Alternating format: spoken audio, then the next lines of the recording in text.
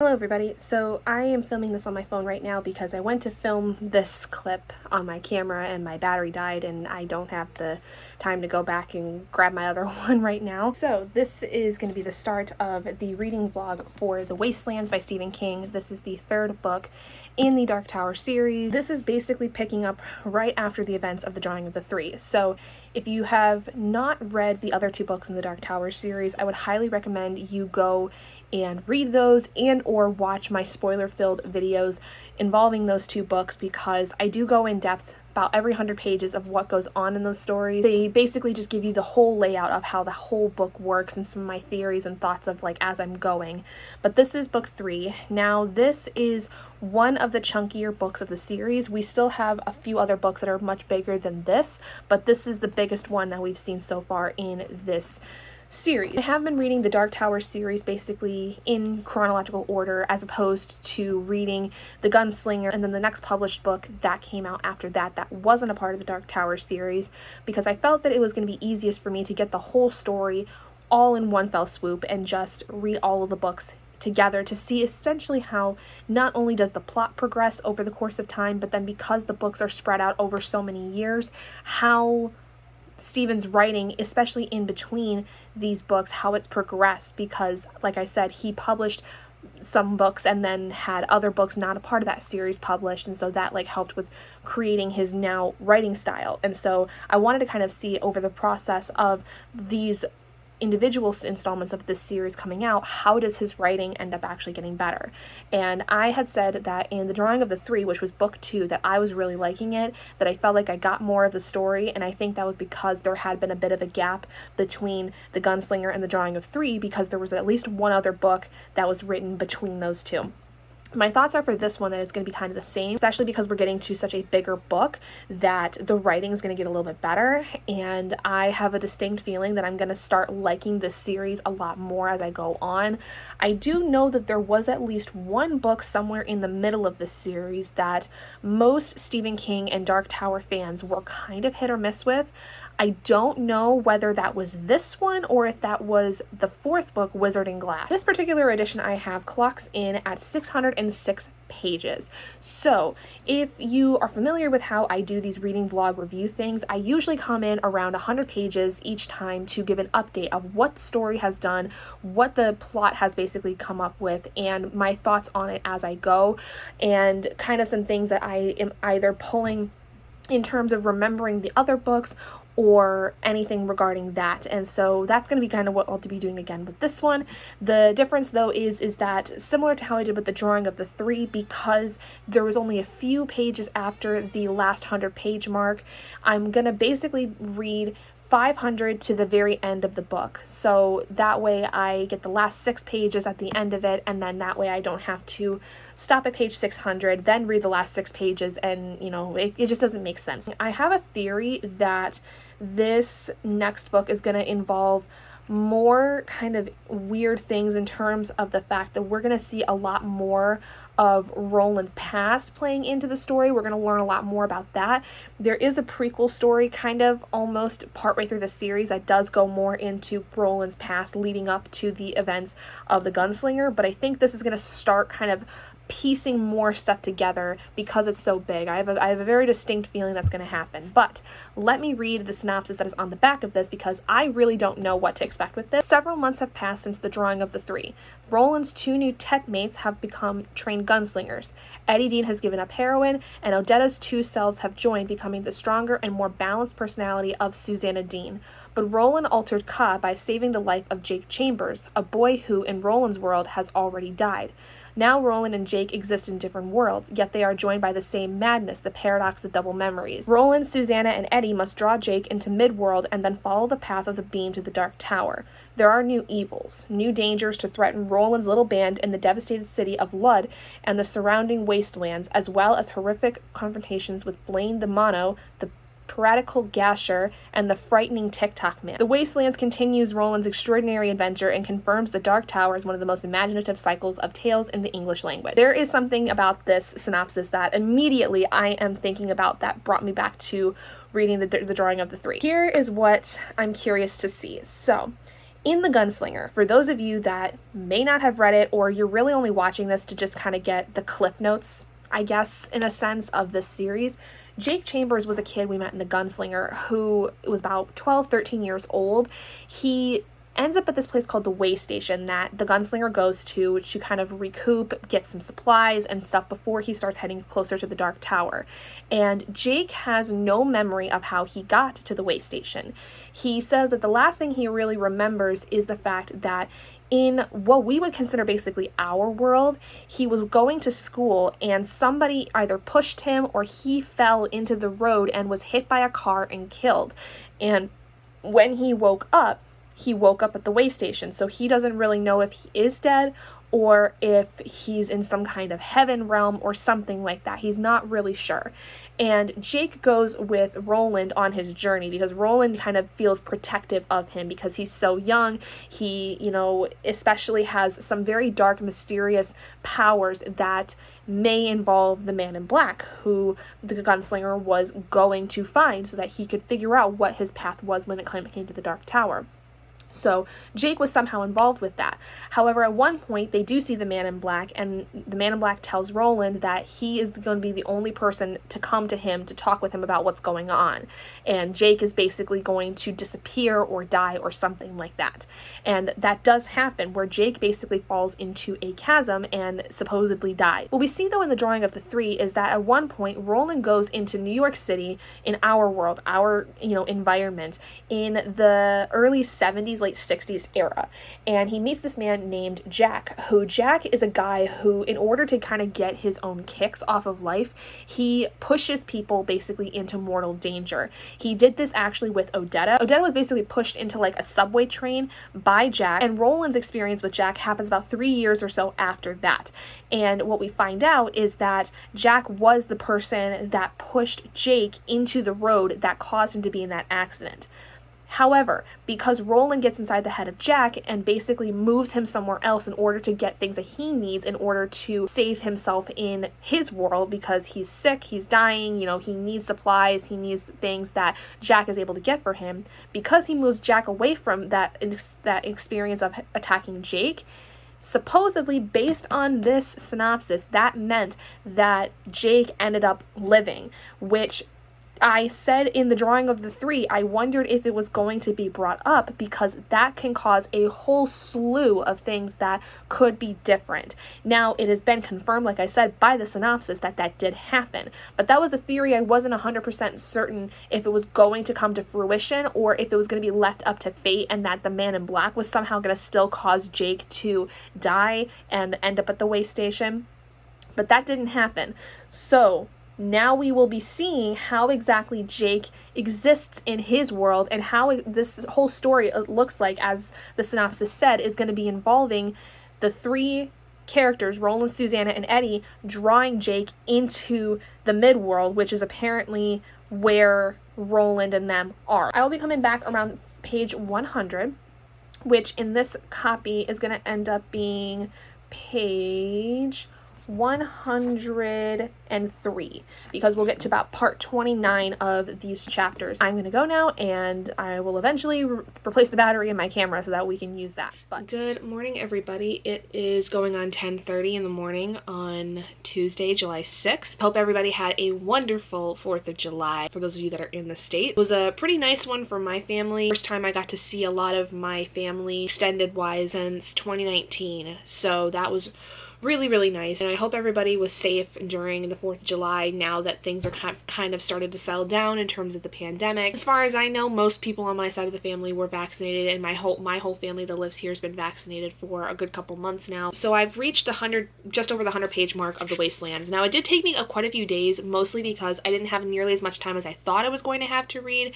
I just had been very distracted the last couple of days with various things and commitments, and then settling down, I ended up just not reading and doing other things instead that I had wanted to do. So far, what I will say of it is it's pretty good. We've already kind of discussed the idea of what we saw in the synopsis about Jake, and there's a lot of questions surrounding around that. The first part is called Book 1, Jake, Fear in a Handful of Dust, and then the first part of that is called Bear and Bone, with the first chapter being also then called Bear and Bone. Now we start off where basically Roland has been teaching Susanna and Eddie at this point for several months about how to use his guns, how to shoot, teachings that he had learned in his time, in his world, about shooting and killing things. So he teaches Susanna, and essentially this first part of this chapter is him trying to get her to understand exactly what the purpose behind his teachings is in terms of specifically her dilemma, which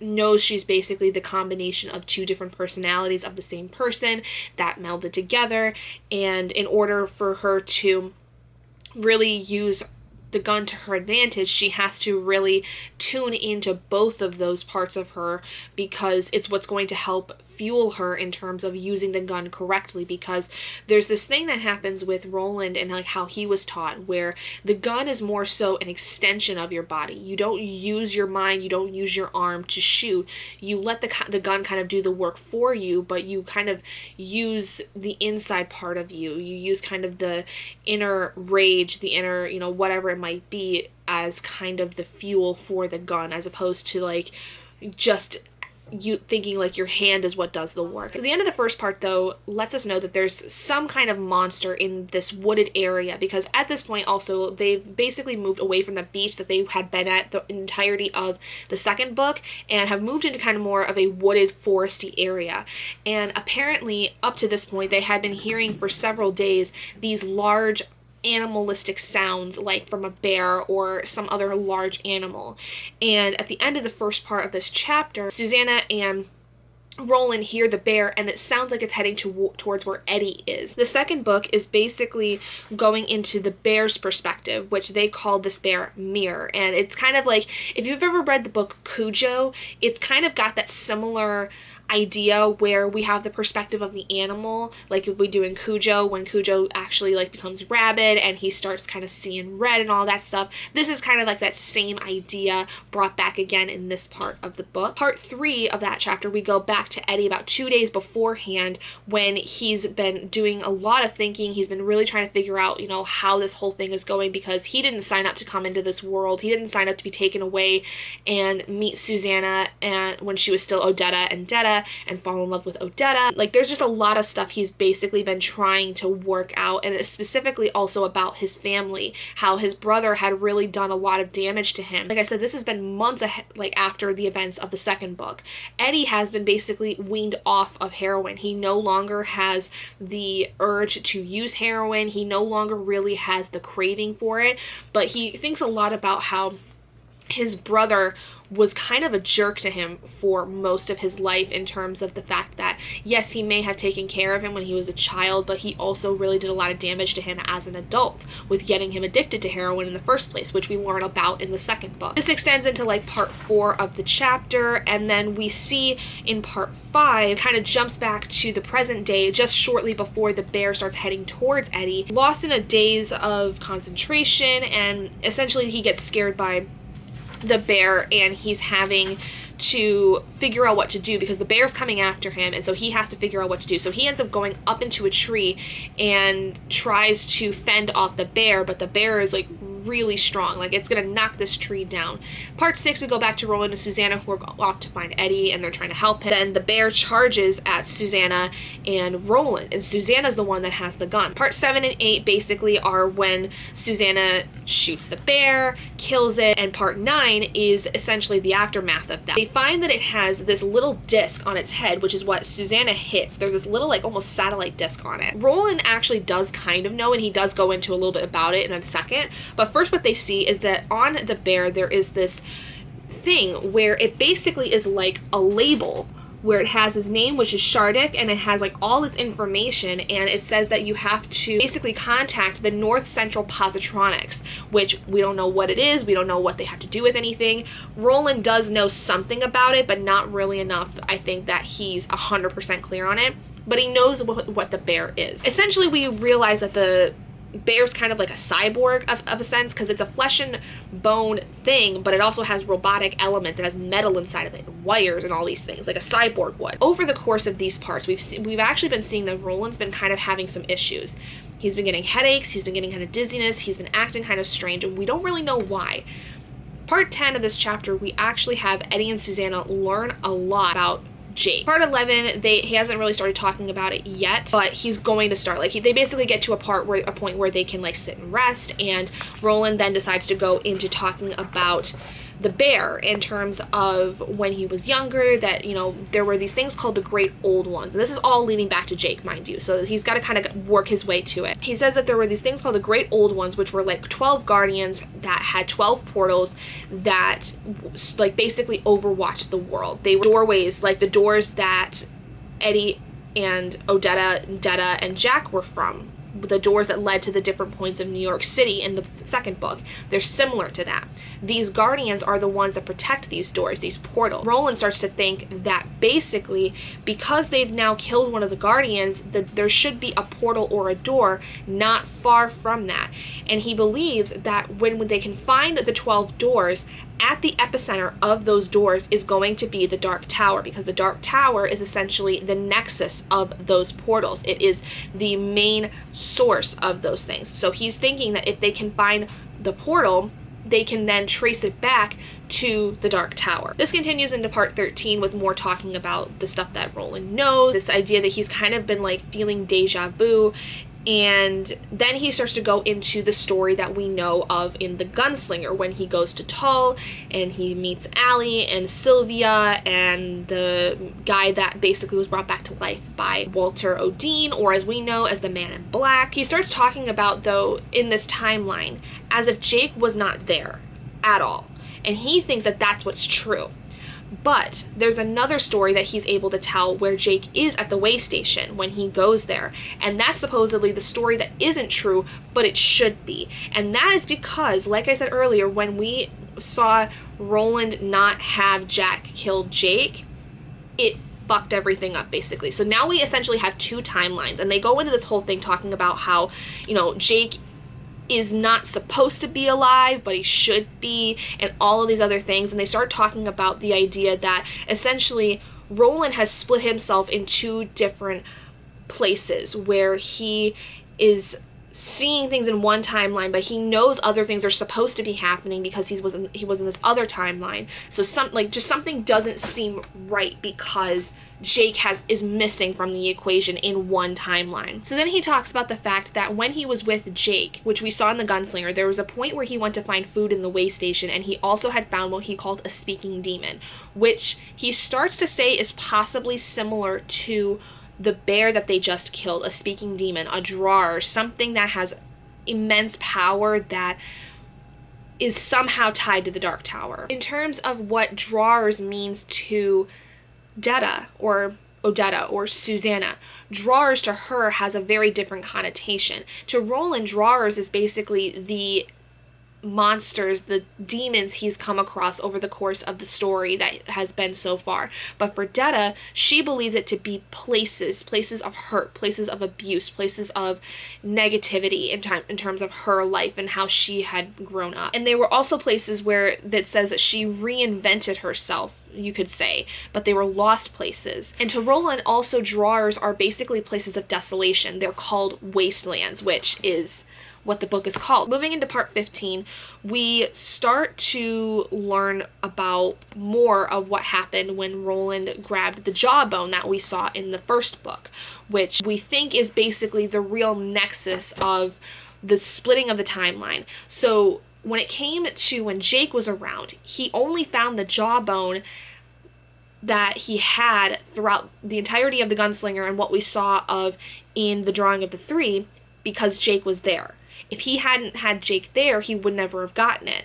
Now, the thing is, and this goes into part 16, that jawbone he had supposedly was tossed and replaced with Walter O'Dean's Walter O'Dim. Sorry, I think I said Walter O'Dean earlier. It's Walter O'Dim. But he can't have that jawbone now if Jake is not alive, and he still has the jawbone that he supposedly found in the way station. And so in order to test the theory that, you know, this jawbone is actually powerful and it's not just a random one that he had gotten off of Walter O'Dim's corpse when he was left alone by Walter after the events of the gunslinger, he throws it in the fire, and it causes like this really like big light to happen, and the bone actually changes to where it becomes key almost, and then the key then reshifts back into the jawbone. So obviously this jawbone is really, really powerful. So this has got to be the one that he found when he was at the way station.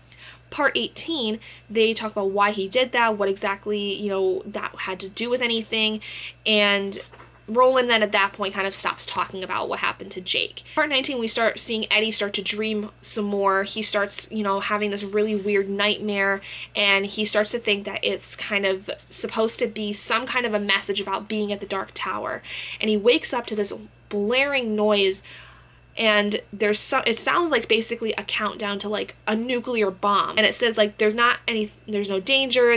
Basically the bear is shutting down. The Guardian is kind of shutting off because it's dead, and there's nothing wrong that's going to happen. It's just going to turn off. Part 21, we go back to Eddie, seeing a little bit more about what his thoughts are. They kind of just seem to walk away from the bear because they realize nothing's really going to happen. Part 22, they start to travel, and going into part 23, they start using specifically the back trail of where the bear had come from, because they think that if they can trace back where the bear came from, then they can find the portal that this bear was protecting, and then through there probably find a way to get to the Dark Tower. They start talking a little bit more too about Jake and why specifically Jake never died in the timeline where Roland had accessed Jack Moore's body. Roland basically says that he really knew that he should have had Jake get killed, but he couldn't, because he had grown such an attachment to Jake, and he didn't think that Jake deserved anything that he had gone through, like dying by being hit by a car and then waking up in his world. Like, he didn't think anything of that should have happened. What happens though is that when that happened, there was this moment that he calls Katet, which essentially is when destiny essentially comes into effect and several people are brought in that change the course of essentially what the stars had aligned. Like, essentially they're joined by fate, but then that meeting causes some kind of adverse reaction. And he says that Jake, Walter O'Dim, or the Man in Black, Jack Moore, and himself, essentially when they all met in the same time, the same area when Roland had taken over Jack's body, it caused this really massive shift in time and everything that was to be expected of this story, which he thinks is kind of another reason as to why this split has happened. Or it's more or less the real nexus of the split, and then him finding the jawbone later was kind of a real telling moment as to the fact that, you know, this is in one timeline, this is in another, because in the timeline without Jake, he doesn't find the jawbone, and in the timeline with Jake, he does, because he goes to find food for the both of them, and in the search for food, he finds the jawbone. And he starts to talk about how Jack actually had an effect on everyone in terms of the story, because especially with Odetta and Detta, he was the guy that had dropped the brick on Odetta's head when she was a kid, causing the split that was in her mind that switched from Odetta to Detta, and then he also was the one that shoved her into the subway, which caused her to lose her leg. And then he also says that by Roland shoving Jack himself into the subway and killing him by the subway, it did cause another kind of ripple effect, he believes, because he doesn't believe Jack was supposed to die, but he, you know, just needed to die, which then also caused Jake to continue to live, which then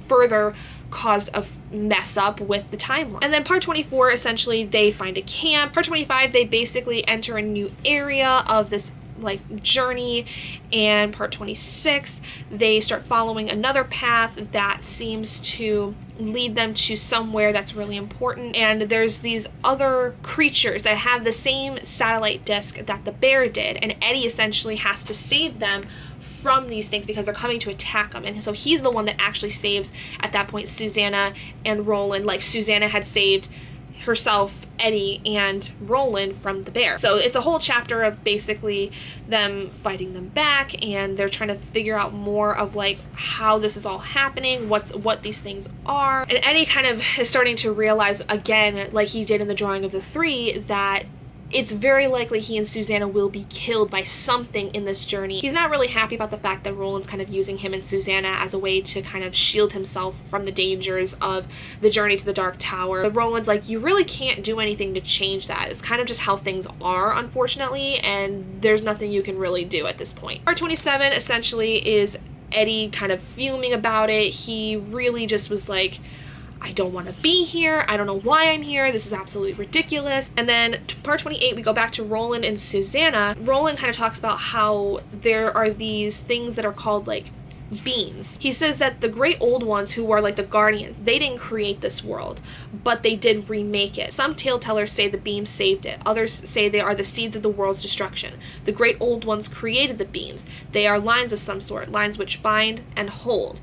And so like they didn't make the world, they remade it basically by creating the beams, which kind of hold the whole fabric of time and space together. And that's basically what is happening, is those beams are basically being destroyed, I believe. And Roland says he doesn't really know what exactly the Dark Tower is, whether it is the generator or if it's just kind of a nexus point of all of these beams basically winding around this kind of tower and going back or whatever. He's not really sure what the Dark Tower is, but he does know that it's somehow important. It is in some capacity something that needs to be taken care of. And it seems like every day that they get closer to it, they just continue to get further and further because of the fact of the Dark Tower causes some kind of space and time continuum that is incredibly hard to fathom. It's something that they don't have any understanding of how it works or why it does what it does. Roland talks about how when he was younger, there was a map called the Greater Kingdoms of the Western Earth, and it showed the downland baronies, which were overrun by riot and civil war in the year after he won his guns when he was fighting against Port, his teacher, and the hills, the desert, the mountains, and the Western Sea. It's a long distance from Gilead, which is the place he's from, to the Western Sea, 1,000 miles or more, but it had taken me over 20 years to cross that distance. So essentially, the Dark Tower somehow in this world is causing time to pass so much more differently than it normally would, which means it's taking him longer than it actually should because something's messed up with the time. Something with time is completely screwy to where it's causing things to move faster than it should, and he doesn't know why, and I think that that's why he's so concerned with it, because his world moved on in a sense, or it got older and people, like, he lost people, and he hasn't really seemed to change. And I think that that's why he's going to the Dark Tower, because he thinks it's going to have some kind of answer to that question. He says everything in the world is either coming to rest or falling to pieces. At the same time, the forces which interlock and give the world its coherence in time and size as well as in space are weakening. We knew that even as children, but we had no idea what the time of the end would be like. How could we? Yet now I am living in those times, and I don't believe they affect my world alone. They affect yours, Eddie and Susanna. They may affect a billion others. The beams are breaking down. I don't know if it's a cause or only another symptom, but I know it's true. So again, talking about how something is breaking down, which is causing time to move so much faster than they are expecting, and it's causing a lot of things to change, a lot of things to shift that they are not prepared for because they don't understand how quickly time is moving, and it's kind of getting to be really jarring for them, which I think is another reason as to why Roland is having an issue with figuring out whether the one timeline that he's experiencing is true or not. So while this is all happening, they found, I think, the door or the portal that they're looking for, and there's also this metal box, and Eddie essentially walks up to it, and he starts noticing like how haunted it feels, almost as if like there's some kind of really strong force within it that's really kind of disturbing. He starts to see colors, and he hears voices that kind of almost make him think he's been like on some really weird acid trip. And he starts to kind of just hear things. He starts whispering. He says, "All is silent in the halls of the dead. All is forgotten in the stone halls of the dead. Behold the stairways which stand in darkness. Behold the rooms of ruin. These are the halls of the dead where the spiders spin and the great circuits fall quiet one by one." Roland pulls him away from the box, and Eddie starts to wonder, like, something's not right with this thing. Something's like really, really messed up with it. I don't know what it is. And Susanna is like, okay, well, if we're gonna stay here, I'm gonna like move over that way to get away from it, because I don't like the way this thing is making me feel. We're not doing that.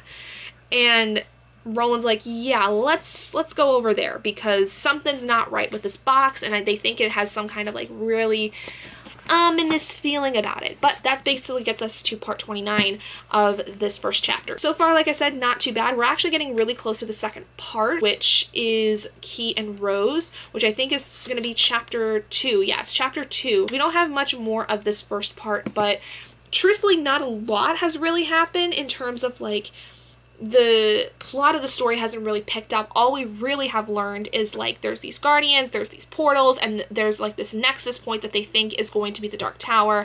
And Roland starts to talk about how Jake and how there's like the consequences of the fact that he did not have Jack Mort kill Jake in the second book, how that's caused some massive like time switch or something. Now he's starting to like fall apart.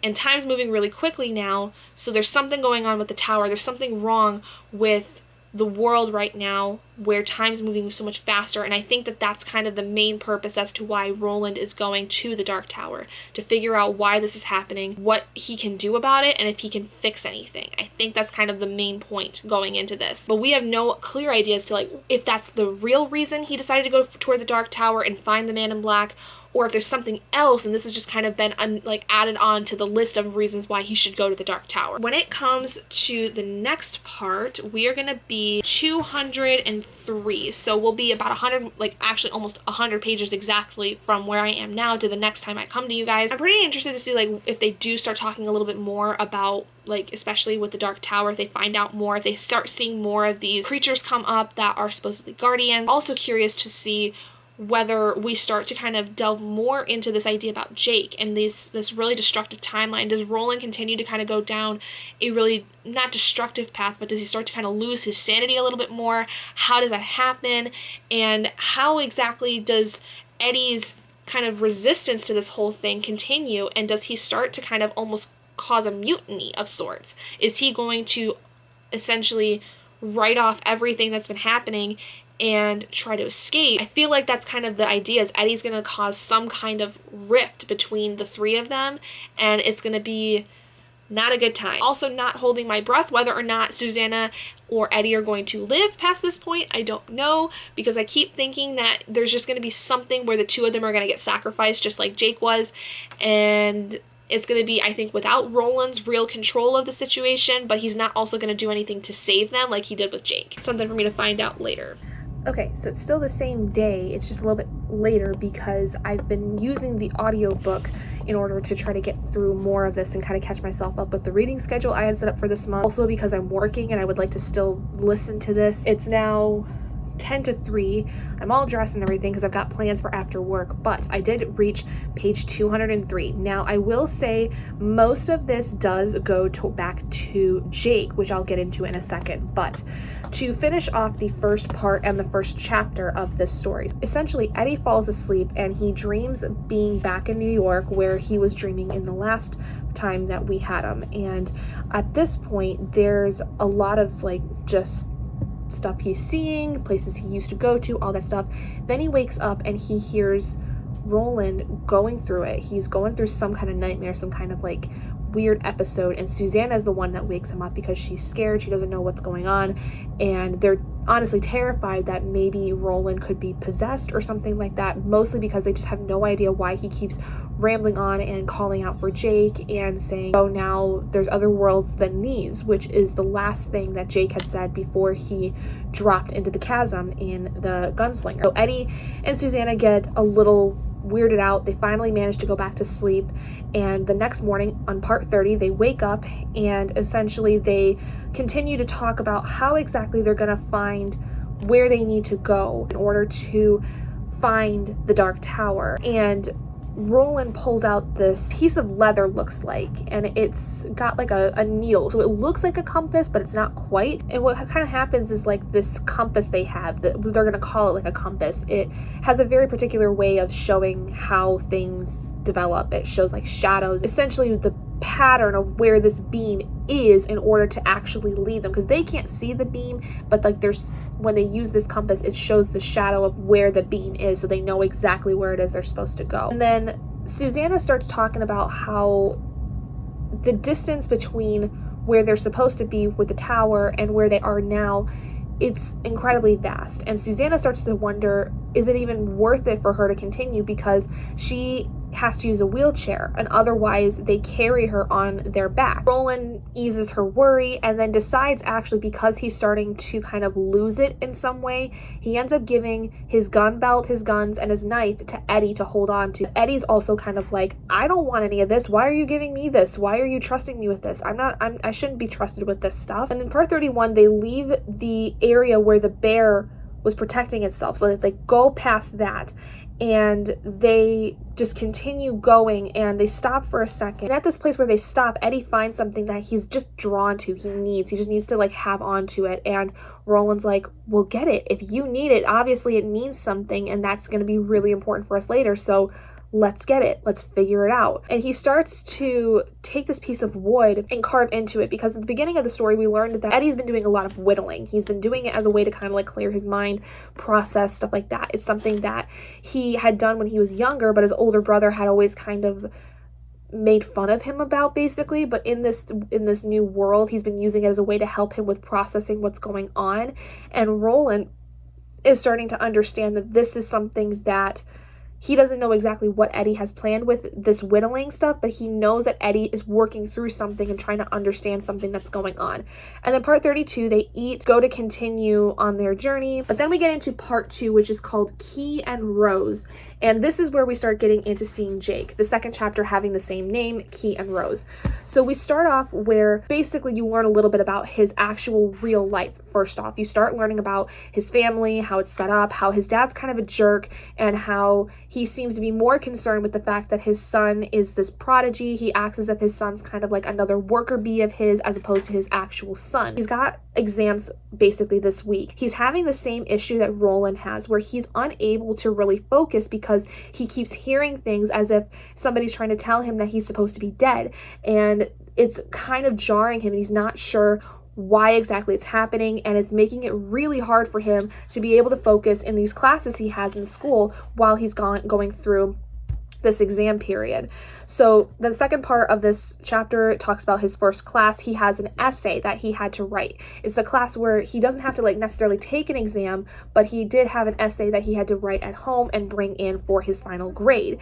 And this essay essentially talks about the idea of truth, and the teacher wanted them to talk about their idea of truth in some format. So Jake brings that in, and he starts kind of having these issues where he's unable to focus. We start seeing him kind of start to spiral over the course of this day. Part 3, we have the first part of his essay he has, which is called My Understanding of Truth. And you read the first part of it, you're still in the class with him, and again, you continue to see him spiral and spiral and spiral. Then he ends up leaving the class. He ends up getting excused from the class for a minute. In part 4, he starts going down the hall, and he's still like, voices are coming, don't know what's happening. He ends up basically then recounting in the 5th part an event that happened 3 weeks prior, which is actually the scene we see in the drawing of the 3, where Jake was supposed to be shoved into the road and killed by Jack Moore. But it's the particular scene where Roland takes over Jack and doesn't allow that to happen. And the entirety of the time leading up to that, Jake is actually starting to see that he's lived this before. He's kind of having this deja vu moment. This voice in his head is telling him that, all of these things, like there's a countdown. He knows he's supposed to die here, and then he doesn't. And this is where the voice gets freaking crazy. He doesn't know what's going on. He's losing it. So then he gets to school, and the whole time he's just completely out of it. For the next 3 weeks, he's hearing these things, and he thinks that everyone's going to put him in the loony bin, because he's unsure of what is even happening at this point. And he talks about how his family really didn't seem to notice at all. Supposedly, he didn't believe his family had really noticed. You learn later that they kind of did, but they weren't really going to do anything about it. And then it goes back to the present time of the story 3 weeks later, where we start to kind of see that this has been going on for a while, and Jake's kind of almost at a breaking point of sorts. Jake then leaves the school building and becomes truant. He basically just leaves the school, follows something, we don't really know. He just kind of starts wandering aimlessly in the streets of New York. And he comes out of a daze and he realizes like where he is, and then a lot of weird stuff starts to happen. And then at some point the voices stop. He stops hearing the voices he's been having, and he's not sure as to why. And as he's wandering aimlessly through New York, he ends up coming across this bookstore called the Manhattan Restaurant of the Mind. And so he goes into the bookstore and he finds this children's book, which is called Charlie the Choo Choo. And funny enough, this story that is actually involved in here was later published into a children's book, like an actual physical children's book. I'll leave the picture for it here. It's actually a really cute story, and I had heard about it when I was younger, but I didn't realize that it was a part of the Dark Tower series until I was doing research on the Dark Tower. And this is where it comes in, is he gets this book from the bookstore, and he meets these guys that I think either run the store or, you know, are patrons of it. I think one of them's the owner and one of them's a patron that's a regular and a friend of the owner. And they kind of like start playing this riddle game where they just kind of start talking about riddles, and they seem a little strange. One of them is named Calvin Tower, which I don't know why. I'm sure I'll find out later, but Calvin Tower for some reason gives me the distinct feeling he has something to do with the Dark Tower just based on his last name, and the fact that Jake is a little unsure of him, but he seems a little interesting to say the least. So then Jake leaves the bookstore, sees a riddle, and then ends up actually going back because he realized he wanted to ask a question about the answer to a riddle. It's one from the Bible. It goes, out of the eater came forth meat, and out of the strong one came forth sweetness. Calvin ends up going into this song, basically, that has the answers to the riddle. I don't quite understand it. I'm not very well versed in biblical text, nor like the understanding of the metaphors or anything like that. And then Aaron, who is the guy that is also like there, he's kind of like the friend of Calvin or something like that. He tells him another riddle. What can run but never walks, has a mouth but never talks, has a bed but never sleeps, has a head but never weeps. And then Jake, when he's not able to figure it out, he leaves the bookstore and he goes down 2nd Avenue. Then he comes across a place called Tower of Power Records, which the continuation of the tower word is making me think that the Dark Tower has been calling to Jake and he's seeing things from it, because I feel like that's something Stephen King would do, where he would drop hints that the tower's calling to him through these various things. And I think, like, especially in a movie, you would kind of pick that up a little bit easier than you might in a book. He starts running down the street then because he just starts running. He feels like he needs to. He comes across this intersection though where a building has been demolished. It was something that he at least knew, like it was a building he knew about, and he comes across the spot where it's supposed to be and it's gone. It's demolished. He stands outside of a fence that basically blocks off the demolition area, and he thinks that the voices are going to come back at this point, but they don't. And he sees the sign of like the fact that this place was demolished by this company and there's something else coming soon. It's a condominium building. And then he starts seeing these roses, which very strange to see in this demolished area. It's not something you would normally see. And he picks up on this poem that he remembers. It says, "See the turtle of enormous girth, on his shell he holds the earth. If you want to run and play, come along the beam today," which beam immediately tells me this is relating back to Roland and Susanna and Eddie with the beam heading to the Dark Tower. So this is again why I feel like there's like a crossover thing going on with these things. Then he decides to go over the fence and accidentally hurts himself. He kind of twists his ankle, and while he's down on the ground, he starts to kind of have this trip almost. I don't know what you would call it, but he starts seeing things. He starts hearing this like choir of voices. He starts seeing that the grass is purple. There's this rose that's sitting there that's like incredibly beautiful. It's got this light about it that is like super vibrant. He starts to see the shape of the key, the same shape of the key that we see in Roland's area, where when he puts the jawbone into the fire, it turns into the key. He starts to see that key in particular. He finds it puts it inside his copy of Charlie the Choo Choo. That's where the rose starts to grow. Something about it is strange. He doesn't quite know what it is about it, but he feels this overwhelming urge to protect it. He feels like it's something that is both dangerous but is also something that's worth saving, something like that. And then he wakes up after all of that and he realizes he's got a bump on his head, his ankle's been sprained, and he has no clear recollection of what exactly had happened in order for him to pass out. But he does understand that like something happened, but nothing around that area now looks the same.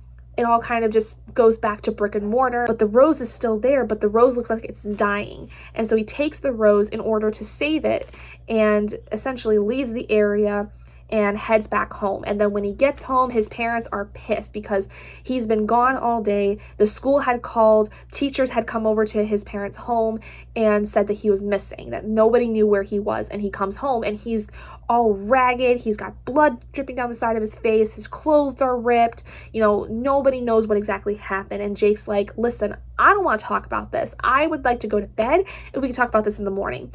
Mind you, all of this has happened to an 11-year-old kid, okay? Like, an 11-year-old child normally would not have any ability to comprehend any of this unless it's somebody like Jake. And Jake's a very mature individual. Like, he reads more of it as like a well-established adult than an 11-year-old child. So his parents get really upset though, and he gets livid to the point where his father, this very intimidating figure in his life, is terrified of him.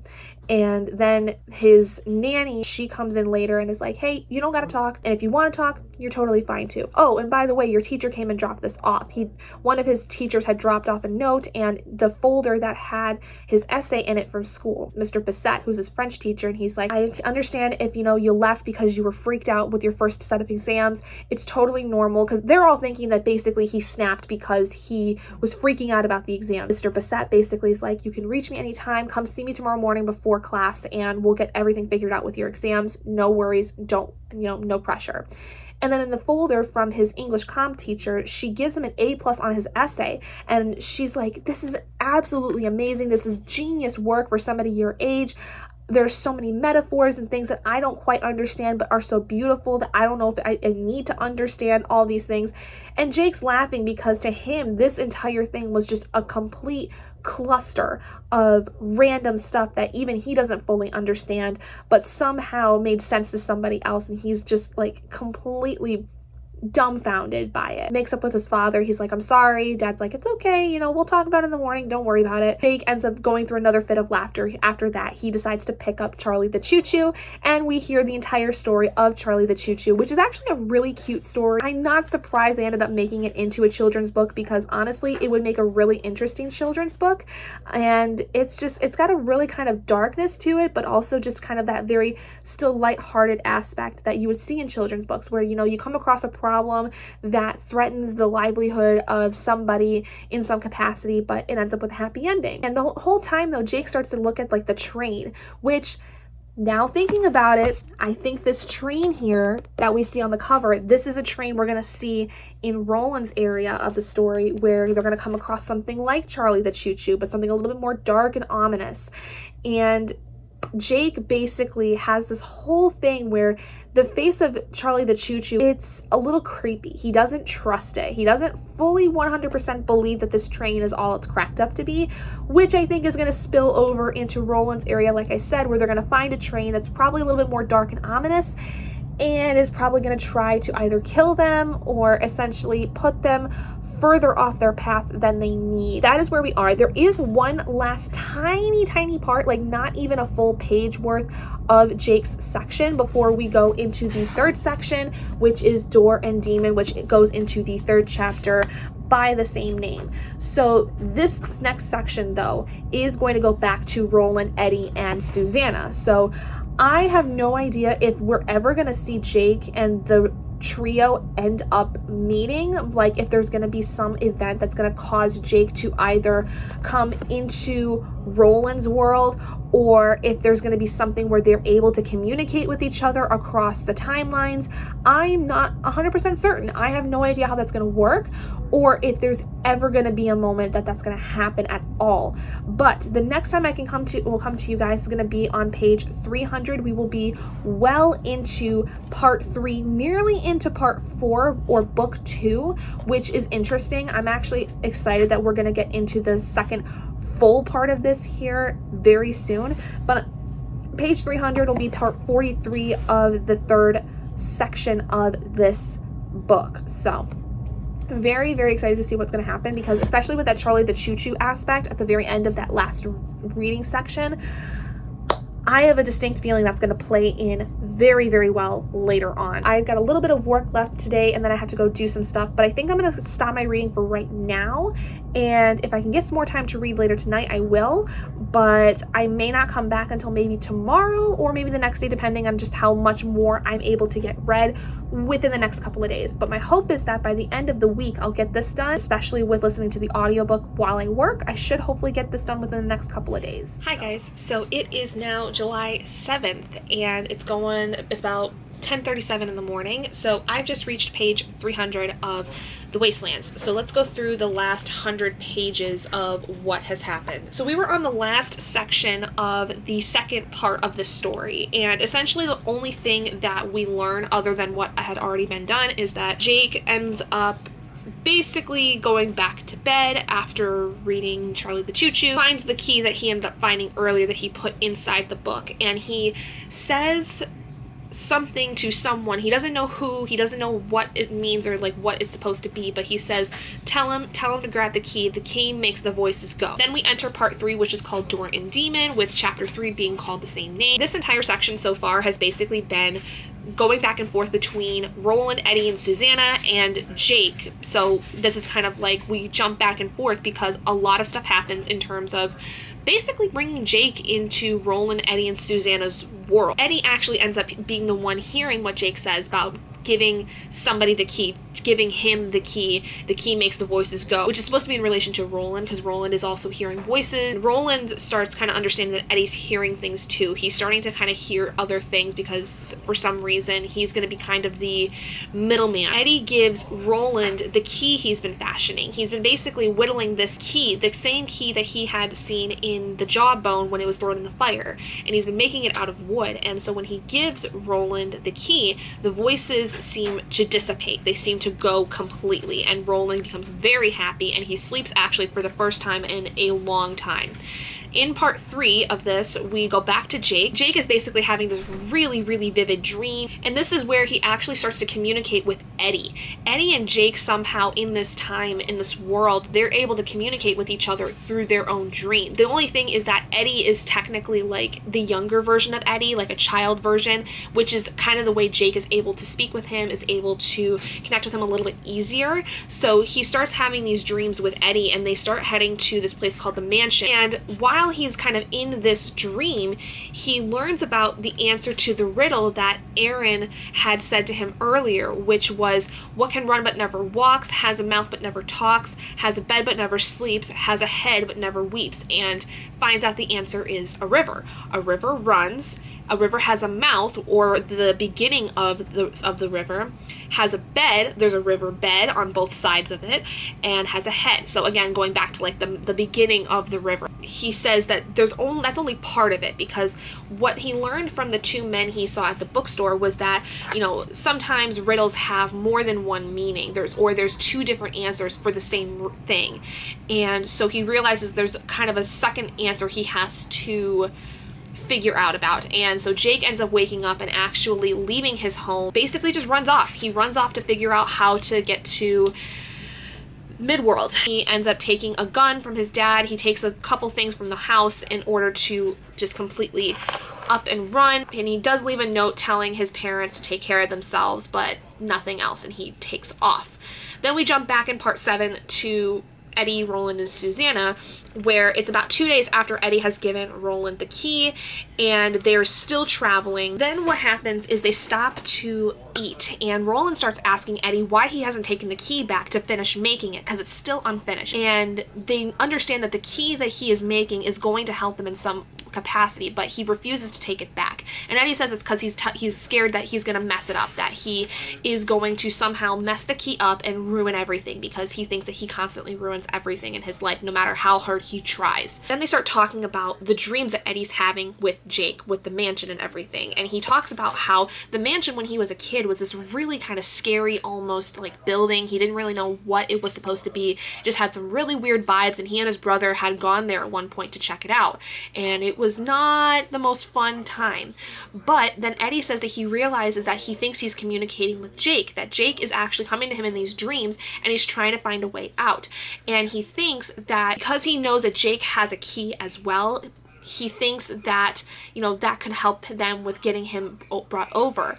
But he doesn't think that the key that Jake has is going to be enough to bring him over, and he doesn't think Jake knows that. So then they come across the place that they used to call the shooting gallery, the place where Susanna and Eddie had gone with Roland to learn how to shoot with Roland's guns. And they find this inscription called "Traveler, beyond lies mid-world," which earlier we see is something that Jake has seen in one of his dreams. He sees that, and so going into part 9, Roland talks about that this is kind of a sign. This is a sign that we are getting ready to enter a new stage of this journey. So then Roland basically talks about how Midworld is one of the large kingdoms which dominated the earth in the times before these, a kingdom of hope and knowledge and light, the sort of things we were trying to hold on to in my land before the darkness overtook us as well.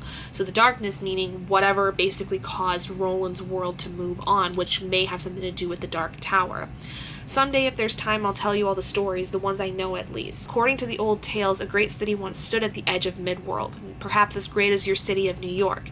It will be in ruins now, if it still exists at all, but there may be people, or monsters, or both. Continue basically traveling for another couple of hours, and then Roland basically says that they're going to see something, but he doesn't say what exactly they're going to see. So then at part 11, we go back to Jake, who basically leaving the apartment goes down First Avenue, and he ends up at the museum, and he kind of basically weaves his way in there with a group of school kids because he's trying to make it look as if he's with the school, that he goes there, and he starts kind of just going around the museum for some reason, and he keeps saying that he's with the school Marquee Academy. And then he goes through the lobby, he ends up getting like tracked down by a cop. Sees him, doesn't think that he's supposed to be there, thinks he's playing hooky, tries to essentially get him to admit that he's been cutting school. Jake ends up actually kind of like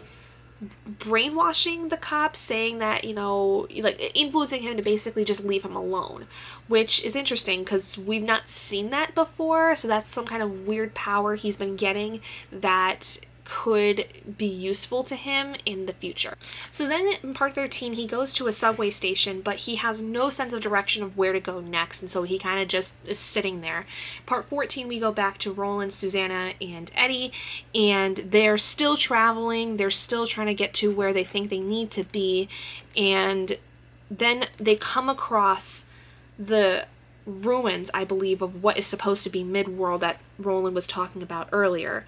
And they see this river. Roland says that there's this area called the Send River, and he says that he wasn't even sure that it was real. Like, he had just heard stories about it, like he had learned about the Guardians. Then Eddie realizes that this might be the place where Jake is trying to come through, that he's trying to find a way to come to Midworld through this area. Now, Eddie doesn't really know exactly how he knows this, but he says that when Roland had pointed this out to him, he kind of got this feeling like he needs to get there quick.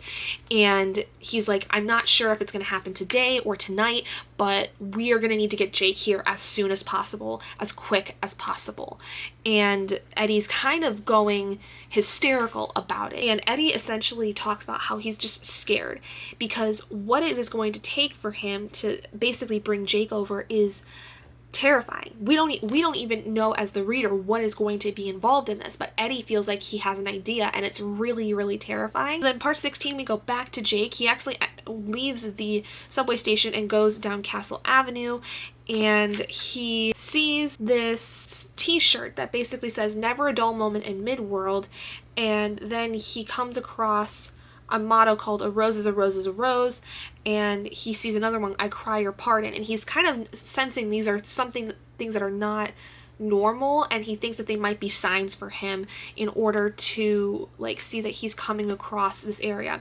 He comes across an old man. He asks if he knows where this place called Marquee Academy is, because what he said earlier, I think, was supposed to be in reference to something that Eddie had said in a dream was Marquee Academy, but the man's like, there's no such thing as Marquee Academy, but there's Marquee Avenue, and so he leads him to where Marquee Avenue is. Part 17, we go back to Roland, Eddie, and Susanna, and they are basically like camped out. Eddie then goes kind of back to the road that they were on, and with the key he has, basically like trying to understand everything that's going on, because this is a lot of stuff for him to take in. He's not been able to really cope with a lot of the stuff that he's learned over the course of this book as of yet, and he starts kind of like hoping that things go well. He really wants to be able to get through this entire thing, and he's kind of scared, and so he's kind of almost like praying in a sense. And Roland comes up to him and he's like, dude, you've already like gotten through Balazar, you know, which was a really intense moment for him. So then part 19, Roland says that it's finally time. They got to get started with what they need to do in order to bring Jake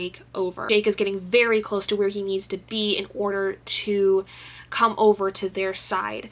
And part 20, we go back to Jake, where he's kind of going down Marquee Avenue, and sees the eyes of Roland. He finds Eddie and Henry and younger versions of themselves, and they're bullying this girl. They've got like something of hers and are holding it over her head, or at least Henry is. Jake sees them, kind of turns away from them, and he still is hearing them. He's still hearing their voices and like what exactly they're saying. Eddie and Henry end up walking down the street, don't even really pay attention to Jake at all. It's almost as if like he's watching the memory of Eddie and Henry when they were at the mansion, like leading up to it. He's almost like watching them go through this entire thing leading up to the mansion so that he knows where he's supposed to be. And then we go back to Jake, Eddie, and Susanna in part 23, where they are standing at the speaking ring. They find the speaking ring beforehand. That kind of is, I guess, supposed to be this powerful spot that can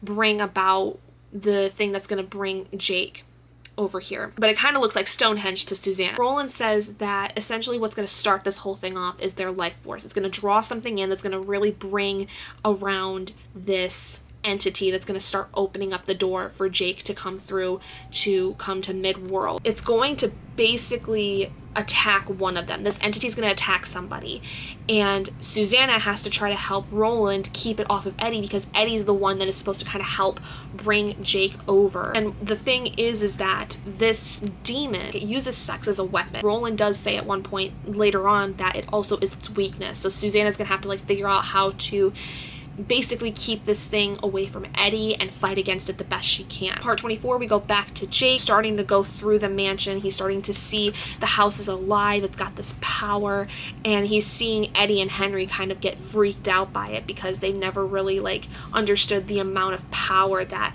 this whole thing has. Part 25, we go back to Susanna, Eddie, and Roland. The entity starting to draw near. It's starting to gain some power, and a door essentially is created. They use a stick to create this circle that acts as a door. Susanna does, though, unfortunately get raped by this entity because it's trying to use it as an intimidation factor, and it's trying to use it as a weapon, and so she does end up getting raped by this entity. But Detta in her mind kind of starts to, in a sense, take over, where the attitude that Detta has and the pain and the trauma that she had endured then becomes used by Susanna as a way to fight back against the demon that is raping her. And so then she kind of like, it's almost as if like she's fighting against it and using her body as her own kind of weapon against this monster, while Eddie is still trying to figure out how to get the door open for Jake and bring him through. So Jake is going around this entire mansion while this is happening, and he's trying to find the right door to go through in order to get to where he needs to be, and it's becoming really hard until he comes across a door that's called the Boy, and he knows that this is the door. He understands that this is the one that he needs to go through, and there's something that's chasing him also in this mansion. Something is like chasing him through, and it's another demon. And Susanna then realizes that Jake is in trouble, that something's chasing him, and Eddie needs to really like step it up, because she doesn't know if she can hold on to this monster much longer that's hurting her, and she doesn't know if Jake is going to be able to fight off against the monster that's chasing him. And Eddie, while this is all happening, is realizing it's raining, and if it's raining and the door was made in the dirt, it could possibly wash away. So they're trying to like keep the door from washing away, and he understands that like he needs to create a lock for the key. He needs to create like a little keyhole thing. So he does, and that's kind of how Jake is able to see the door that he needs, because he does this and he writes the boy on this door he creates. So that's what Jake is able to see on his side, and that's how he realizes that's his door. So then Jake accidentally drops the key that he has, and it's not working. Able to get the door to open, and Roland says, you know, if you have to let me go and let me get through the door so I can go get Jake. And when they do, he ends up being like plunged into Jake's world.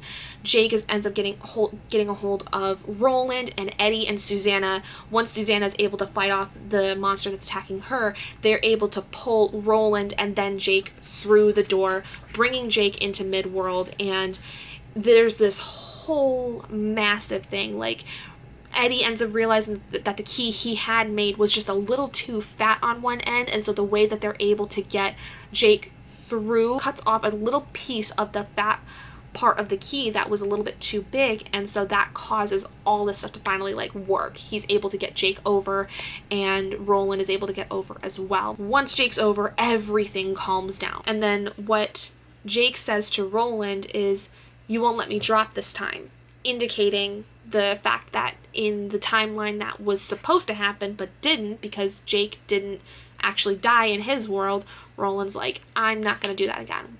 But he even says that in the deepest darkness of his heart, he thought of the tower and wondered. So it's possible we may lose Jake again, because it depends on how exactly things go with leading to the Dark Tower. So that's kind of where we're at page 300, and we don't have very much left of this particular part, like 2 more little sections left before we reach book 2, which is the second part of this book. It's like almost the second half of this book. In terms of my thoughts, I'm honestly like really surprised that there is so much going on. Everything happens all at once, and so it's really hard to follow along with it sometimes, but it's still really good and I still really like it. I just feel like I have a harder time following along all the time, just because I feel like I'm losing track of everything that's happening. The audiobook I'm starting to get a little bit more used to now, but it's still kind of strange. I still kind of, you know, am having a hard time picking some stuff up, but it's not overall too bad. The next point that I can come to you guys with the next 100 pages is going to be page 402.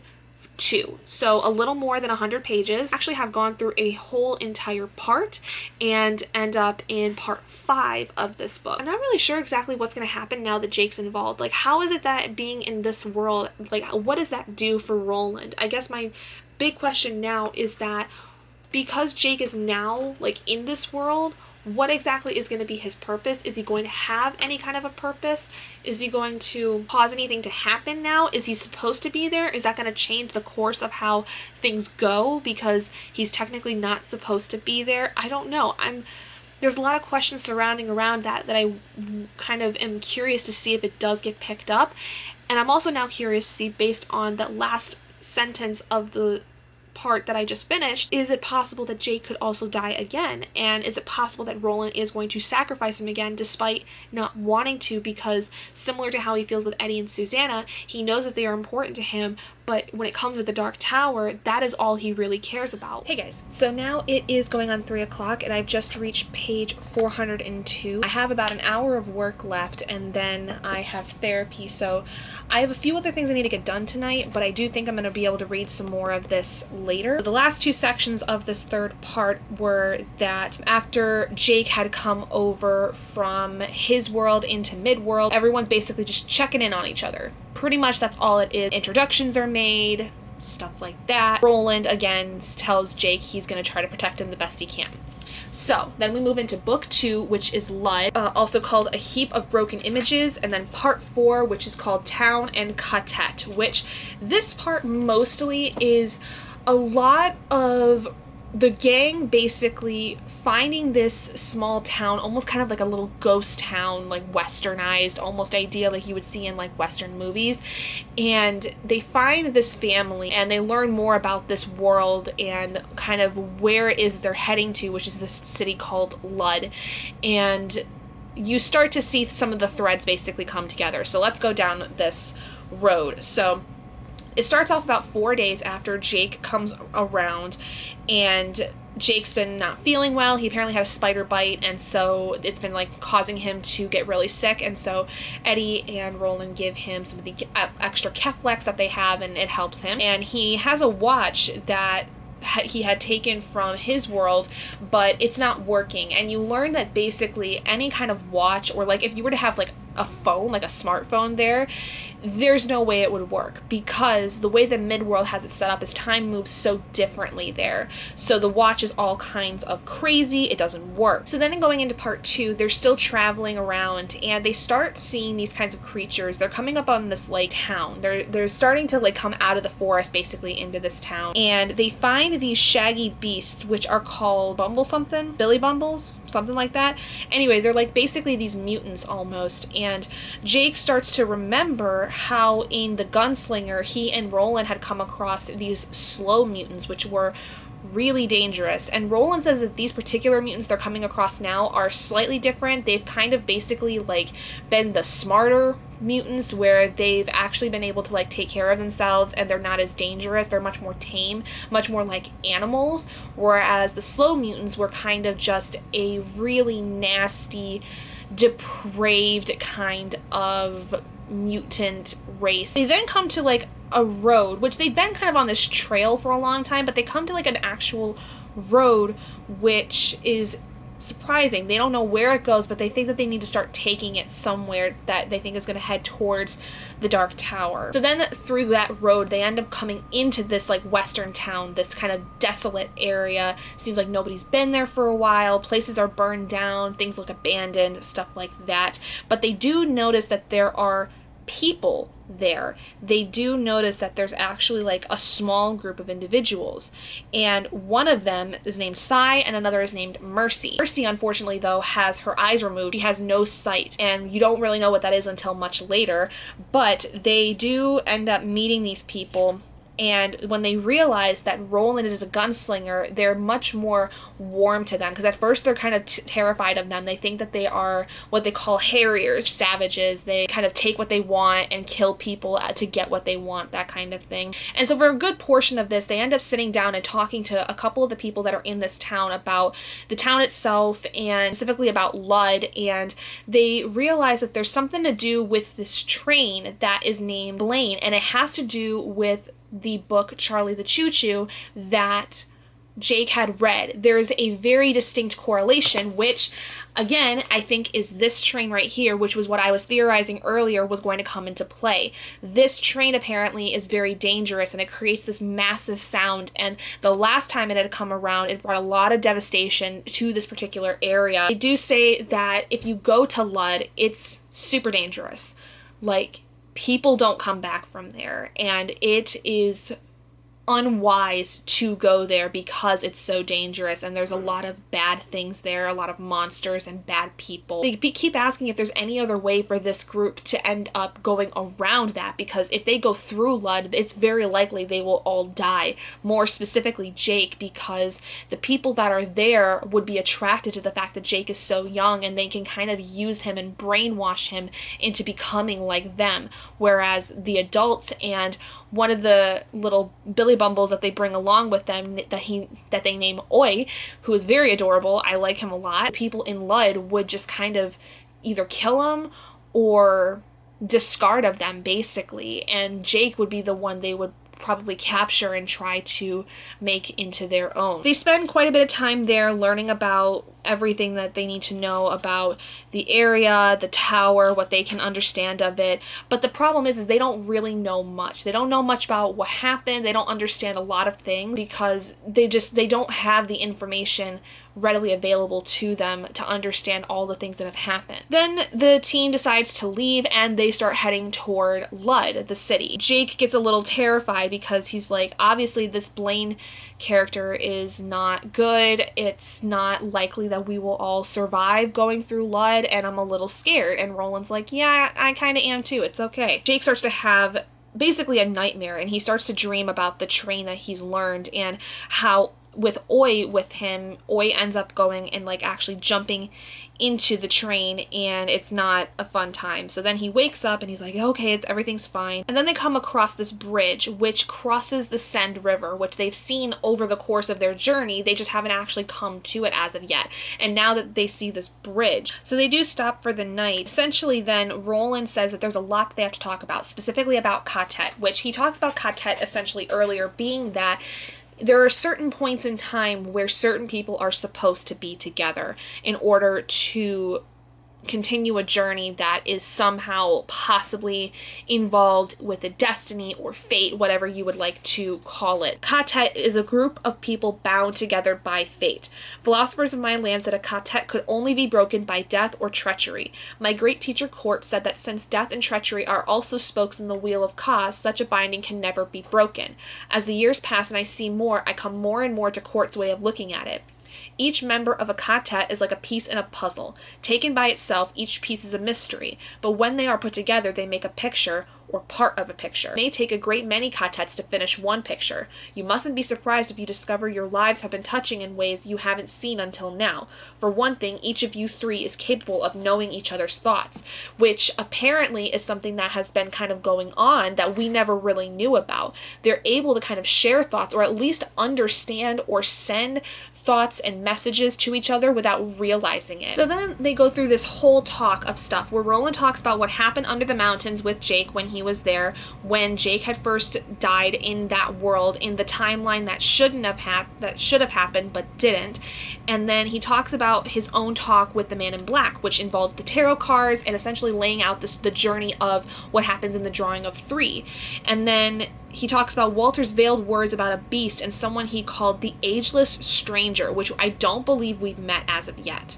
He told of the strange, daunting dream which had come to him, a dream in which the whole universe had been swallowed in a beam of fantastic white light, and how at the end of that dream there had been a single blade of purple glass, which Jake recognizes because, if you guys remember, there was a point earlier on in this book where Jake had seen purple grass in like a vision before he had essentially decided to go back home. When he had sprained his ankle, he started having visions where he was seeing faces on the walls and hearing these voices, and he was seeing purple grass. So Jake understands that that's what he's referencing. Roland continues his story. He tells the things Walter had told him. Roland told how he had awakened to find Walter long years dead. Time had somehow slipped forward, perhaps 100 years, perhaps 500.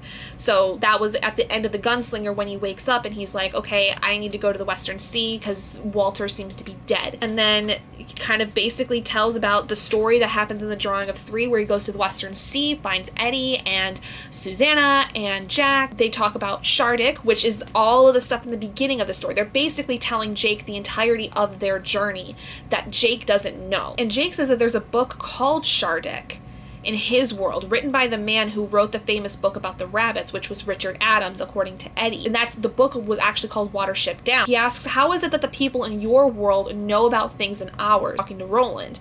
And Roland says, there are doors, aren't there? Haven't we seen 4 of them already? Do you think they never existed before or never will again? In reference to the 3 doors that Roland used in the drawing of 3 to find Eddie, Susanna, and Jack, and then the 4th one being the one that brought Jake over to Midworld. All of us have seen the leavings of your world and mine, and when I was in your city of New York, I saw the marks of my world in yours. I saw gunslingers. Most were lax and slow, but they were gunslingers all the same, clearly members of their own ancient Katet, which he thinks of the cops, the police officers that were involved in our world as those gunslingers. He says that when Jack, Mort, and I were in the Underground Railway station, that one almost took me down. Except for blind luck, mentioning one of the cops. Mort's flint and steel he would have done. That one, I saw his eyes. He knew the face of his father. So like he's kind of like talking about how he's even been able to see parts of his world in what we see as our world. So then Eddie starts to talk, and Eddie starts to talk about the vision that had came to him when Roland had threw the jawbone into the fire, about the key and the rose, talked of his dreams and how he was traveling all of New York, and how he had found Jake following Shardick's back trail to the portal of the bear, and how where he put his head against it, he found himself remembering the day he had talked to his brother into taking him to Dutch Hill so he could see the mansion, which is where Jake ends up going. Susanna had taken up the tale, basically talking about how Eddie had carved the key, and they're basically like just telling Jake the entire story leading up to when Jake joins them. And so then Jake talks about his whole thing, told him everything he can remember about starting his essay and everything that had led up to him going to the midworld. So then he talks about the turtle poem that he saw earlier, which is, see the turtle of enormous girth, on his shell he holds the earth. If you want to run and play, come along the beam today. And Roland talks about how that was a poem he learned when he was a child. It's another connection, one that really tells us something, although I'm not sure it's anything we need to know. Still, no one ever knows when a little understanding may come in handy. Eddie thinks, though, that what's possible is that they could find the portal of the turtle because that poem is somehow involved in their journey. Then Jake tells about the thing that he saw with the purple grass and the faces and the choir and everything, and he says that when the rose opened, I saw the middle was the brightest yellow you ever saw in your life. At first I thought it was pollen, and it only looked bright because everything in that lot looked bright. Even when looking at the old candy wrappers and beer bottles was looking at the greatest paintings you ever saw. Only then I realized it was a sun. I know it sounds crazy, but that's what it was, only it was more than one. And Roland's like, it's everything real. And Jake says, yes, and it was right, but it was wrong too. I can't explain how it was wrong, but it was. It was like two heartbeats, one inside of the other, and the one inside had a disease or an infection. And that's when he fainted, and then he woke up in the alley and went back home. So they basically start talking about kind of like the fact that there's all of these connections involved with their journeys and how they've all seen everything. And then from there, they ask Jake to pull out Charlie the Choo Choo and read it, because now they understand that Jake had been essentially trying to understand, and he was pulling in connections about Blaine the Mono with Charlie the Choo Choo. This was stuff that he was talking about earlier in the story. And so they're like, okay, please read us the story because we want to see like where these connections are. And everyone starts to see the connections of the story by the time it ends, where Blaine the Mono is kind of this really dark entity. Roland doesn't really sleep very well. He starts to talk about, how everybody reminds him of people that he grew up with. Cuthbert, Elaine, Court, those kinds of things. And Eddie comes up to Roland, and Eddie, I think at this point, has really understood that he thinks that Roland believes they are all going to be basically just pawns in his journey. That they are things that he can use and then toss away when he's done with. And so Eddie basically goes up to him and is like, dude, you need to cut this shit out. We are here because we want to be here. We are here because we want to help. So he continues basically saying, stop treating us like we're just going to go off and run off. We are actually here. We're serious about helping you. So act like we are actually part of your team and not just pieces on your chessboard, basically. So then we get to part 5, which is called Bridge and City. So starting off, they come across a downed airplane about 3 days after this, and they find that it actually is possibly a plane that somehow came from our world, because Jake is able to see that it has various things about it that only would be seen in our world. There's a swastika, there's a particular gun that is from German descent, things of that nature. So it's very crazy how this plane seems to have just basically crossed into Midworld. Then they decide to have Jake make a fire that night. They stop for the night. Jake and Roland start to talk about the idea of riddles, and they go through this whole thing about, how there were these riddle contests that Roland had when he was younger, because for a couple parts in the story, we've seen things about riddles. So riddles are really important to this entire story. So they discuss how that is important. And they all know that riddles are somehow important in terms of understanding how the world is, and essentially like what are answers to things that are coming up. So, and how various things can have more than one answer, or how one answer is kind of double-edged, where it can have like a word can be that is an answer can have one meaning, and then it can have also another meaning based on the context of the situation. So they go through this whole thing where they start reading, you know, riddles to each other, stuff like that. And they do that for a good couple of parts. And then the last part that I read before I got to page 400, Eddie ends up taking a night shift. They decide that they're going to sleep in shifts for that night. During this time of Eddie's shift, he starts to think about the riddle that Jake leaves them with, which is, there is a thing that nothing is, and yet it has a name. It's sometimes tall and sometimes short, joins our talks, joins our sport, and plays at every game.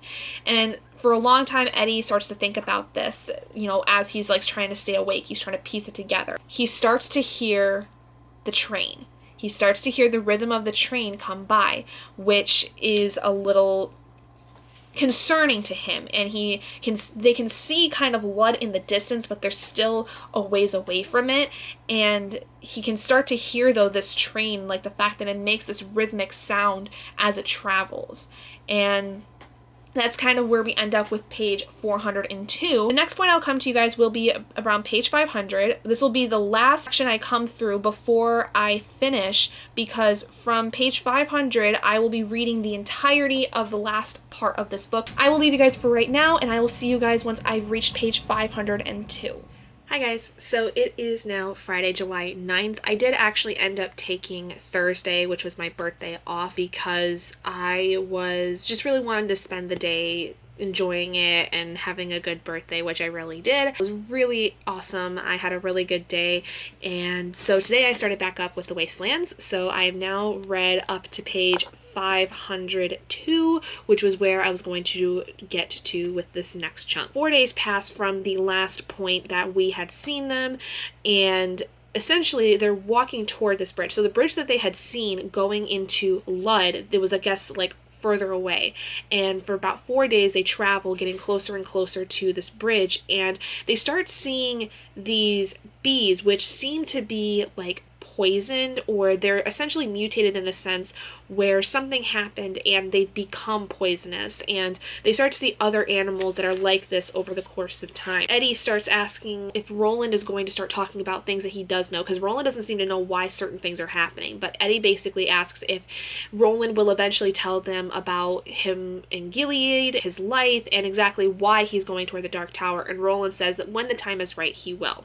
So then they go to bed, and Roland wakes up with Jake, where they start hearing a bunch of people, which it seems like it's the people of Lud, the people they were told that they needed to be careful of. And it sounds like there's fighting or there's talking or something like that. So then they reach the bridge going into Lud, and it's kind of falling apart. There's a second bridge that's below it that's completely destroyed by the Send River, and the top part of the bridge is like slowly falling apart. There's like a huge gap in the middle, and they have to basically use the side of the bridge in order to get across it, which you find Eddie is very much afraid of heights. He doesn't like that. So for a good couple parts, we basically see them start going through the bridge and everything.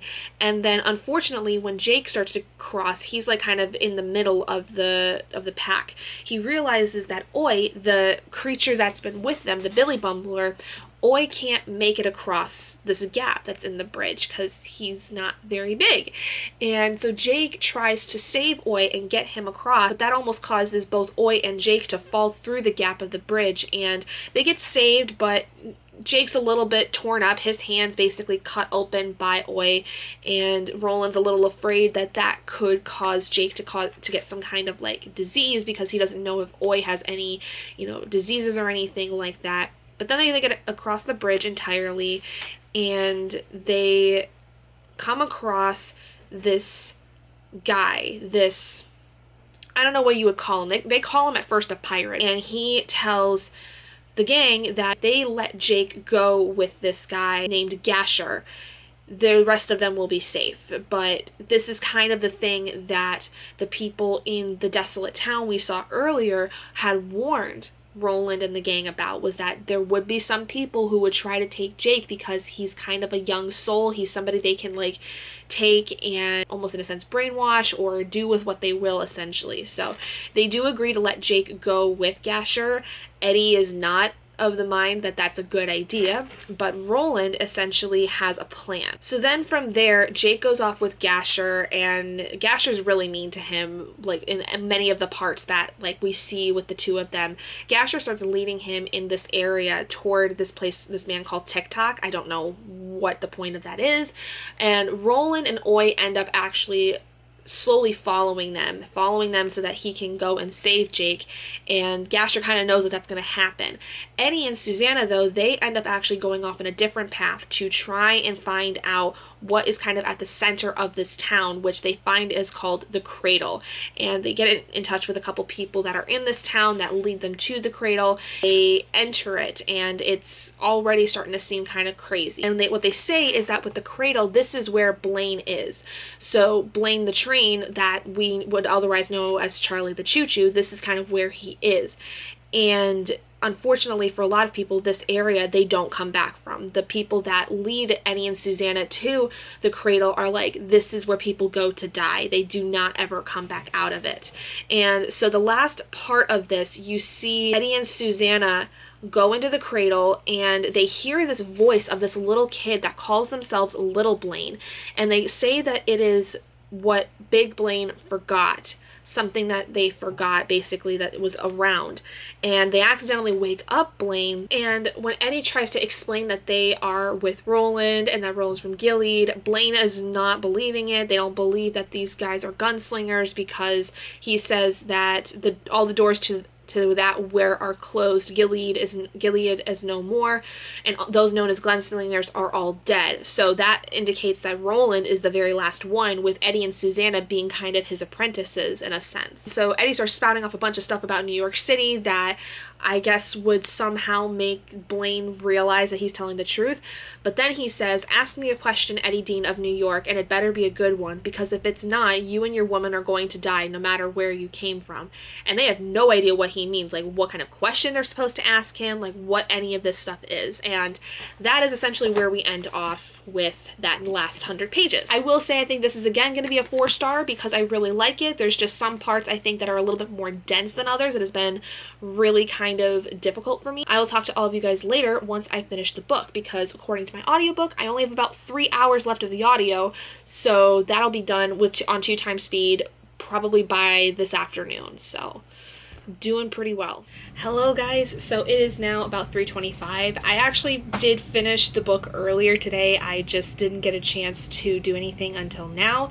So let's talk about the last 104 pages of The Wasteland. We return to Jake, where essentially he is taken into this room to meet the TikTok man, and he kind of gets interrogated as far as like understanding things about his world. Like they ask him some really strange questions that, you know, like us as normal people in our world would be like, why are you asking me that? That's like, not only is that a really weird question to ask, but that's also a little hard to define kind of thing. The TikTok man tries to kind of make Jake feel comfortable at first, but then he's like, all right, like, you need to answer some questions for me, otherwise you're going to basically die. And one of the first things he asks is, now, what's an American?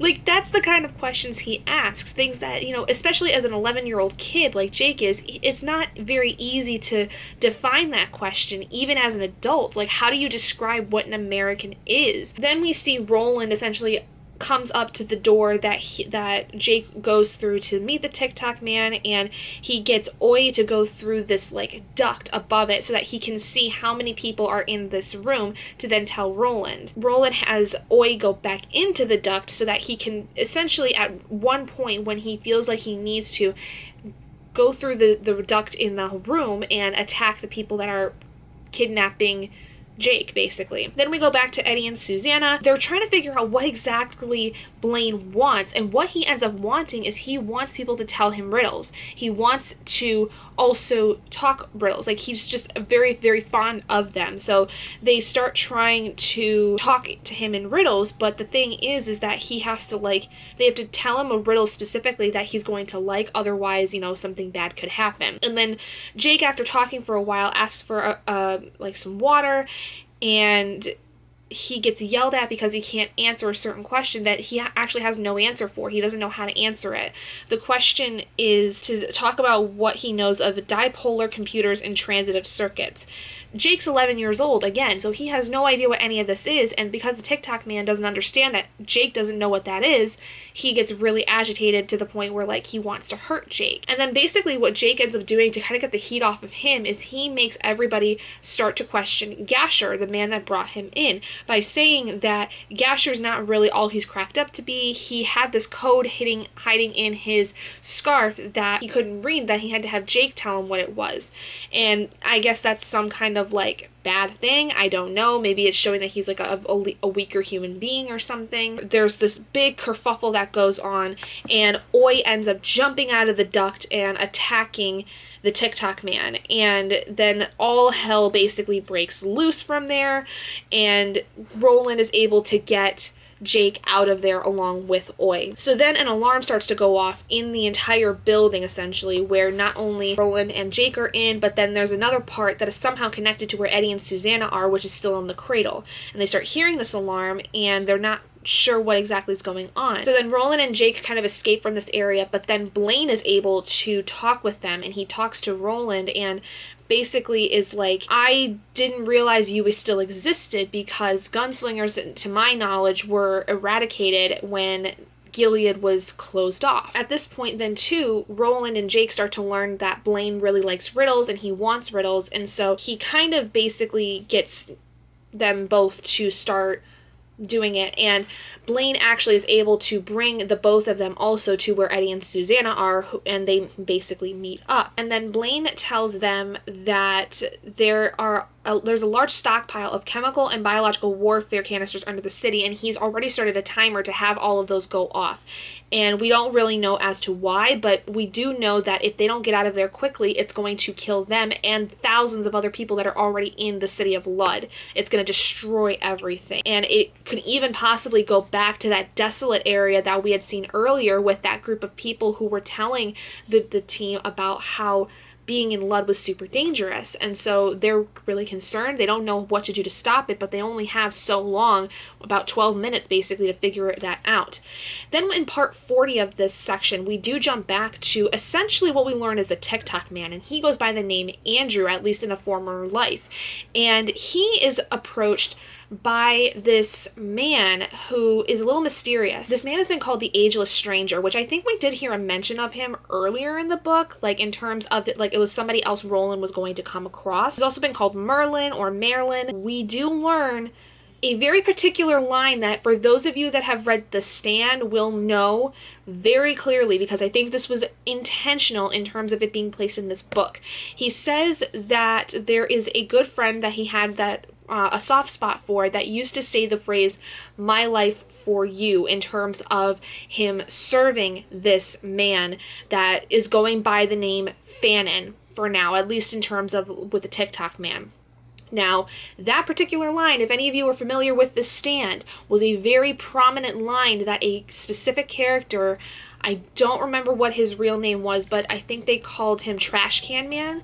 That was a very, very significant line he had throughout the entirety of The Stand, because he was working at the time for Randall Flagg, who was the Man in Black, who we thought in The Gunslinger was dead. So it is entirely possible that this is the same guy, and I'm willing to bet it is, and that the Man in Black is the Ageless Stranger and is Walter and all of these things. It's kind of crazy, and that actually gets confirmed sort of in the author's note at the very end, which I'll go into later. But they basically decide to run off before this big eruption happens, and then we get into the final part of this book, part 6, which is called Riddle and Wastelands.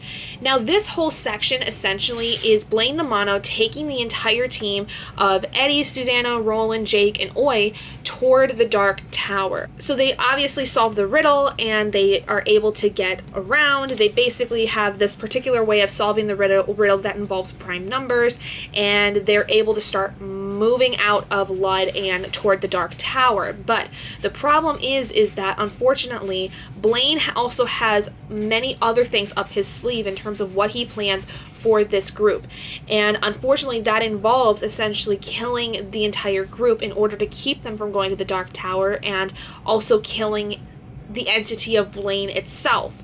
And so essentially the only other thing I can really say like that is kind of like cutting a lot of this short is that Roland is able to talk Blaine out of it in a sense, and he does come up with this deal where he talks about how in Gilead, when there were festivals, any kind of celebrations, there usually was a riddle contest where people basically would left, right, and center answer riddles, ask riddles, knock people out of competition by getting them stumped, things like that. And Court, Roland's teacher, was usually the winner. And he decides that in order to try and get Blaine to do what they need him to, they put him to this test, which is going to be if they can stump Blaine on these riddles, because he's a very smart intellectual entity. If they can stump him, Blaine will have to take them towards the Dark Tower as close as he can get to it. But if Blaine is able to answer all of the questions, all of the riddles that they pose him, by the time they get to where the Dark Tower is, Blaine then has permission to kill them all. Now, that is basically where the story ends. That's literally how the story ends, is the contest beginning. So in the author's note at the end of this book, King does talk about when he had written this and when it was being published in 1991, how he did understand how people would be really upset with it because it wasn't a finished story of any kind. It had a continuation that goes into Wizard and Glass, which is book 4, but he did feel like by the time this book had come to about like the 600 page mark, it needed to have a moment where there was a break, and so this was the most fitting way to break it. Now, he does say that Walter, called the Wizard or the Ageless Stranger, is involved in this, which, if you guys have been catching up with what I've been talking about, Walter is also a name that the Man in Black has been using. That also has a tie to the character Randall Flagg that's in The Stand, like I said earlier. So that is confirmation right here that the Man in Black did not actually die in The Gunslinger, which was a lot of people's questions and a lot of theories that had basically been developing in my head over the course of this series was, is the Man in Black actually dead? Was the corpse there a decoy? Because he is a magical thing. He is a magical being, and so he does have the ability to not possibly die. And so it would make sense if he was to come up much later and, you know, have some other dealings with this entire thing, ultimately trying to keep Roland from getting to the Dark Tower. So that is the end of the Wastelands. Now, here are my thoughts on it. Again, really solid 4-star read. I liked it a lot. I think I had mentioned several times before, though, how there was a lot of very dense pieces of this book that I felt were very lost in terms of like understanding what was happening. But for the most part, I was actually able to do a pretty damn good job of keeping up with what this was.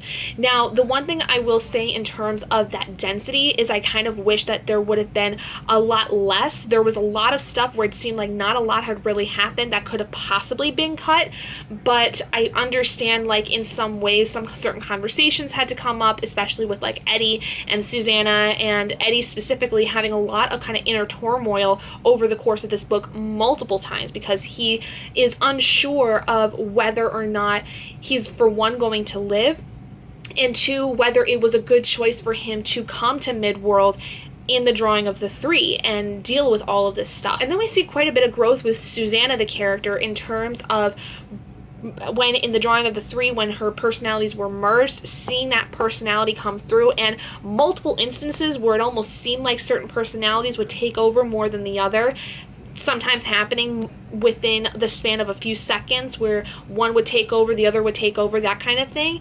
But for the most part, she seemed like a really well-rounded individual, very in the sense where she felt like a genuine person. And then the inclusion and bringing back of the character of Jake Chambers was, like, I thought really awesome. I was really excited to see that was something we were going to see, and I really like his character, I think, a lot more in this one, because I had always thought in the Gunslinger there wasn't really much to him other than kind of seeing how the Man in Black manipulated him in a sense to his benefit to possibly throw Roland off his game, and how ultimately, although Roland had a really strong attachment to Jake, in the end it was kind of showing how Roland is very selfish in a lot of ways and how he will do what he needs to do in order to get to the Dark Tower.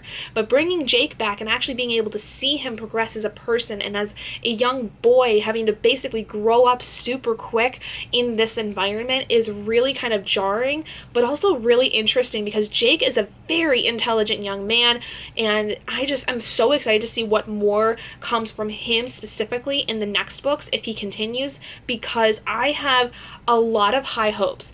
I also love how we get an animal companion partway through this with Oi. I love Oi. He's so cute, and I can just see him being that wonderful child companion throughout much of this if we continue to have him in these books. But once again, I am not sticking to guns of loving these characters too much, because I do know that there's the possibility that any of them will die for whatever reason that King comes up with. And I think the one thing I will say too is, because of the density, there was some points where I felt like I didn't grasp everything in terms of the significance of certain things like that. But I already am, like I said earlier, seeing ties to other books like The Stand, which is a really, really big thing. That's the first time I think in this series I have really seen a large tie to another work of Stephen King's, because for those of you that don't know, this is the series that essentially encompasses so many other series and standalone books that King has. There are various short story collections and standalone novels and other series that have things to do with the Dark Tower, even in the slightest instances. Very, very excited to see where that takes us, and if we get to see more of that going into the other books, because I would be very curious to see if I can pick up on any other little things that are involved in the other books, that are involved in other books that King has put out that had slight ties to the Dark Tower. The Drawing of the Three is my favorite so far, followed by The Wastelands, followed by The Gunslinger. The Gunslinger is just a little bit too short, I think, for me in a lot of ways, and I just really like The Wastelands in terms of the lore and about Blaine the Train and Charlie the Choo Choo. But if you guys have read this yourself, please let me know what your thoughts were down in the comments below. If you guys had any, thoughts that were similar to mine, or any other things that I did not mention that you would like to discuss on, because I would love to talk about them with you in the comments below. Anyway, thank you guys so much for joining me in this video. If you guys did enjoy it, please do give it a big thumbs up, and if you haven't already and you'd like to be and would like to see more videos like this, go ahead and hit that button down below and subscribe to become an owlet in our flock, and I will see all of you guys in my next video. Bye guys!